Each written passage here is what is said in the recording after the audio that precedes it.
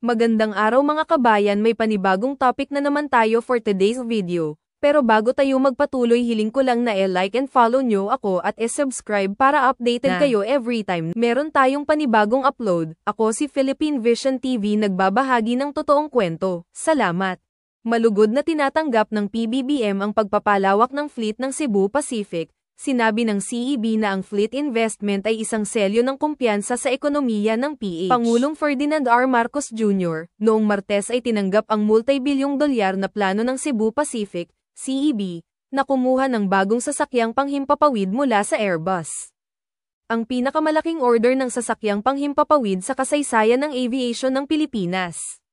Sinabi ng Pangulo sa mga opisyal ng CEB sa kanilang courtesy call sa Malacanang noong Martes na ang kanilang plano ay napakagandang tanda para sa ekonomiya ng Pilipinas. Ito ay nagbibigay sa amin ng malaking lakas ng loob na kung gagawin namin ito ng tama, maaari naming talagang gawin ang isang bagay at gawin ang pagbabago ng aming ekonomiya. Gawin mo ito, sabi ni Pangulong Marcos.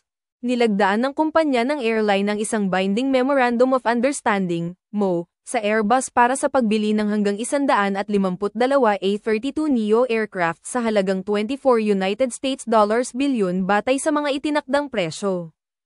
Ang kautusan, ayon kay CEB Chief Executive Officer Michael Zukes, ay indikasyon ng tiwala ng kumpanya sa ekonomiya ng Pilipinas. Ito ay isang napakalaking matapang na hakbang.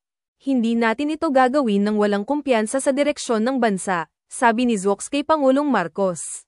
Kapag na-finalize na, ang deal ay magiging isang makabuluhang milestone para sa lokal na industriya ng airline at isang testamento sa hindi natitinag na pangako ng CEB na suportahan ang kwento ng paglago ng Pilipinas. Aniya, sinabi ni Zukes na ang pagpapalawak ay idinisenyo upang bigyan ang CEB ng momentum at flexibility upang gawing umangkop ang paglago ng fleet sa mga kondisyon ng merkado. Nagbibigay ito sa airline ng kakayahang lumipat sa pagitan ng A321neo at A320neo. Pinili ng CEB ang mga makinang Pratt & Whitney GTF para paganahin ang sasakyang panghimpapawid. Sinasaklaw ng MO ang mga order para sa hanggang 102 A321neo at 50 A320neo na mga karapatan sa pagbili ng pamilya. Ipinaalam ng mga opisyal ng CEB sa pangunguna ni Lance Gokongwei, Presidente at CEO ng JG Summit Holdings, Inc., na nagmamay-ari ng Cebu Pacific. Kay Pangulong Marcos ang mga plano sa pamumuhunan nito at suporta ng gobyerno upang panatilihing mapagkumpitensya ang industriya ng aviation ng Pilipinas.